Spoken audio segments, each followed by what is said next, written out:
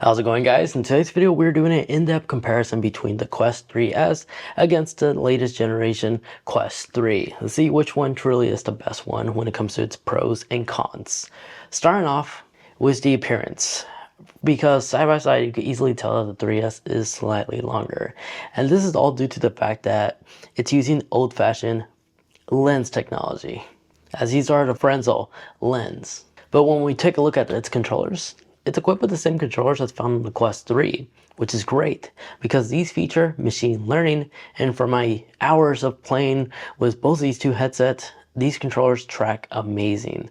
Thanks to, again, that machine learning, these controllers perform ideal in a very bright environment and can also perform really well in low light situations. So the draw here is both of these are able to deliver the same tracking experience. But now if we look at the IPD slider on the Quest 3, it's using the little knob right here that allows you to increase or decrease the size to the precise point that you want, because on the Quest 3S, unfortunately, it's using the Quest 2 style IPD slider, where it's just 3 fixed points and the range can go from 58 millimeters all the way up to 68 millimeters. And if you need additional range, the Quest 3 is the only one that can go up to 71 millimeters. So it has a range from 85 to 71 millimeters. So the Quest 3 wins in IPD. Weight-wise, when you put both of these two headsets on the scale, they're just about a gram apart, which is great because comfort-wise, I have noticed that both of these are able to deliver the same comfort, as the strap that comes out of the box is identical on both the Quest 3S and the Quest 3.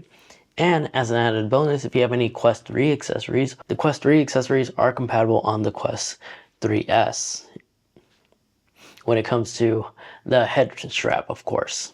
Just some accessories may have an open port right here for the aux port that the Quest 3 has, but the Quest 3S does not. So this is a nice little tie right here as well. And then we look down below, the 3 has charging port pins right here. Hopefully the camera can capture that, which allows this headset to wirelessly charge. Meanwhile, the 3S, if we take a closer look, there's no accessible ports. So you need to use a third-party dock, which will likely utilize the USB-C port on the side over here to charge. But now if we take a look at down here, right underneath the volume button, we do have an action button. A simple press allows you to quickly switch from pass-through mode to environment mode with just a simple tap. So you can now quickly enter pass-through mode without having to tap the right or left side of your headset like we previously had. And if you used this in the past, you know how sometimes it can be wonky, as sometimes it doesn't register after like the second or third tap. So the 3S does win in this one. Then another difference is the visor on the 3 is adjustable, as you can just press right here to increase the distance you wanted away from the lens. Meanwhile, the 3S came with a fixed visor, but if I take the 3 visor with the adapted adjustment, it does not fit. So you can't transfer it over. This uses its own face visor and will require you to rely on a spacer in case you're somebody who wears glasses to give yourself the additional space. But now the aux port is removed on the 3S, unfortunately, because on the 3 you always had access to the aux port. I think this is the first Meta headset that Meta decided to remove the aux port, but don't worry, it's not the end of the world, because today's day and age, there's millions of tutorials also on YouTube showing you how you compare a pair of wireless headphones or earbuds onto the Quest 3. So not much of a deal breaker, especially when you take into consideration that you can use low latency VR headphones and mic. Wireless earbuds like these, they simply just plug into the existing USB-C port on the side and will basically give you the best low latency gaming performance for VR gaming. So not a massive deal breaker here, but the Quest 3 does have an aux port, so it gives us more options. So it wins on that side. Just real quick, guys, if you've been enjoying this video so far, make sure to leave this video a like, as that not only helps support the channel, but also allows others to find this video easier for them. So by leaving a like, only takes 3 seconds to do and strongly helps everybody. Now let's carry on. Now, if you notice on the inside of both of these two headsets, the Quest 3 does have sensors that's able to detect when you're wearing your VR headset. So as soon as you put it on, it will automatically turn on. And when you take it off, it will automatically turn off. The 3S, unfortunately, does not. Meta decided to remove it and solely rely on its built-in gyro sensors. to determine if you're wearing your headset or not. So as soon as you take it off and place it on the flat surface, in a couple of seconds or minutes, it will automatically turn itself off, preserving battery life. So it does have a safe shut off, save energy feature, I guess. But it's nowhere near as reliable as the Quest 3 is. So the 3S does win in terms of energy efficiency, when not gaming, of course. Now the speakers. Both have open ear speakers right next to the head straps, both located in a similar spot. And sound performance are all both identical. Just keep in mind when gaming, when using the internal speakers, there will be a lot of sound leakage. But since the technology and hardware hasn't changed here, it's a draw. Now, resolution. So going in more detail between Pancake lens and the Frenzel lens. Pancake lens are cool and all because they give you more space between your eyes, which allows you to actually fit glasses in here a lot easier, but it's also recommended to wear a prescription lens if you can. Meanwhile, the Frenzel lens give you a little bit less space to work with, which is why the spacer is recommended when it comes to wearing glasses.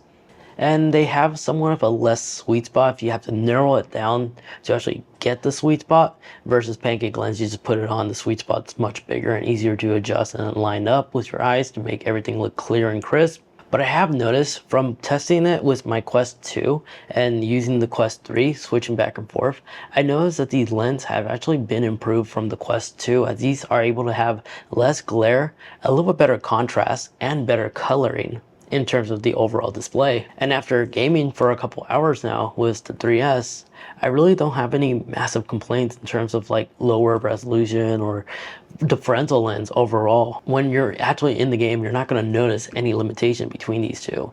But the Pancake lens is the better option in terms of modern day tech.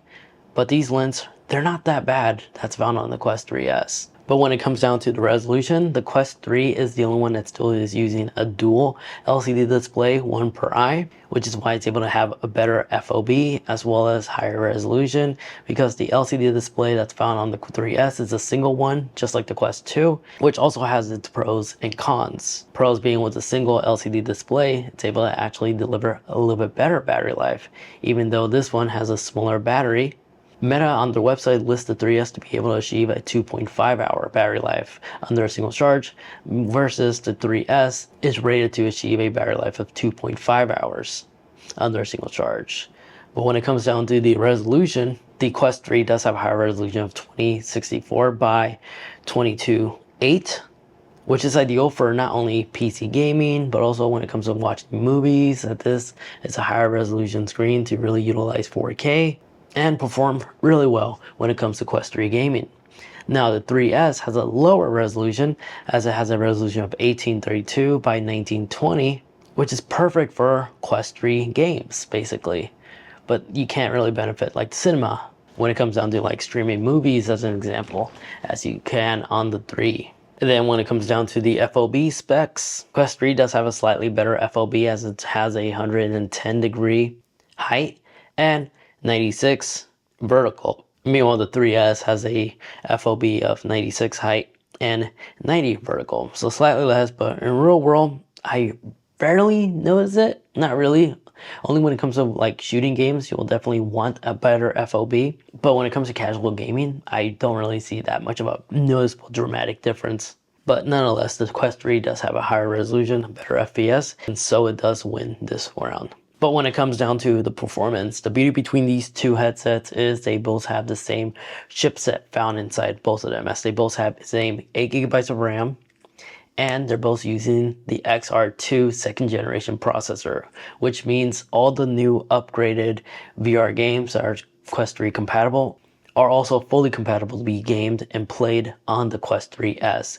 There's no limitations in overall performance. This also allows the 3S to also unlock some new useful features like seamless multitasking, so you can literally open up multiple windows at once. Think of Iron Man, or better yet, everything that the Apple Vision can do can also be found on the 3S in terms of multitasking. Hand tracking works extremely well, phenomenal on both these two headsets. Again, they perform identical. And when it comes to opening and closing apps, performance is identical. It's really amazing. I love the fact Meta was able to do this. and not limit the 3S from the 3 performance. So it's a tie right here. And then when it comes to pass-through, the pass-through clarity are identical. I really want to say that both of them are using the same RGB sensor cameras that's found on the Quest 3 on the 3S. There's no limitation here whatsoever aside from the display you're viewing it from. As both are crisp and sharp, I'm able to use pass-through just fine. I can also see my display on my smartphone without any issues. It's really good. So pass-through clarity, it's a draw as well. However, the 3S does not have a depth sensor, unfortunately. But I have noticed it doesn't need it. Thanks to the dual cameras, I'm assuming it's using software to create and scan like the Guardian. Just like the Quest 3, the scanning Guardian feature works identical. Even when playing mixed reality games, the 3S is able to keep up and do depth censoring really well. So although it doesn't have a physical depth sensor like the 3 does, it doesn't need it. It's using software and it performs identical. So even though it lacks that sensor, it's a draw right here as it performs identically to the Quest 3. So that's quite amazing. I remember a lot of people were saying, oh, it doesn't have a depth sensor, it's not going to perform the same. To my surprise, no, don't listen to them. It works exactly the same. So, price. Of course, the 3S is Meta's current entry-level VR headset, as it has an entry-level price of $299 for the 128 gigabytes. You could pay $100 more to get 258 gigabytes. And if you're unsure how much storage you need, well, the storage that is available out of the box, 30 gigs of that is used up by the system storage. So realistically, a game takes about 8 gigs of storage space. So you could probably fit like 12 games in your VR headset until you need to actually delete them. Now the cool thing is, thanks to the latest software update from Meta, you can now manually back up your games, so you can delete some of these games and re-download them later if you need to. Storage limitation is not really an issue anymore like it used to be. But depending on your situation, you may have like a data cap, then I would encourage you to get the more storage option if you can. But at that point, for $100 more, if you could save a little bit more, you could easily more than triple that storage default amount by getting the Quest 3, as the Quest 3 received a price cut of $500 now and comes included with 512 gigabytes storage. And you take advantage of those pancake lens to give you a little bit better clarity and higher resolution when it comes to viewing your content. So I like the fact we have options, but if you're not sure which headset you should get, just think about it this way. If you are on a tight budget or you're somebody who you want to check out VR, own a VR headset, but you don't want to go all out, 3S, the standard base price one, is absolutely amazing, as is not only the suite in the middle from the Quest 2, but that entry level price gives you access to premium VR gaming for not just the Meta Store for the Quest 3, but also PC VR, as these headsets can easily connect to the PC and allow you to have quicker access to PCR gaming on a budget. Just one single cable or wireless that you can connect your PC to this headset via Wi-Fi. So long as your Wi-Fi routers is fast and quick, this headset is very premium and has zero limitations. So if your friends have like the Quest 3 as an example, and you like to join them, but you don't want to buy a Quest 3, the 3S is more than capable to be able to be supported without any limitations. And if you're a veteran and you just want to have the best VR headset available in the market from Meta, the Quest 3 is definitely, hands down, the best one to choose from. And if you're concerned about the Quest 4 coming out anytime soon, don't be, because rumors have it that the next generation Quest 4 headset will be released sometime during 2026. So we still have a couple of years until that happens. So there you guys have it. That is the comparison between the 3S and the 3. If it made your shopping experience easier, be sure to not only leave this video a like, but also use the affiliate link in the description down below if you can, as that is another great way to help support the channel, as it doesn't cost you anything upon checkout. It just sends a small kickback to this channel, allowing me to continue producing videos just like this.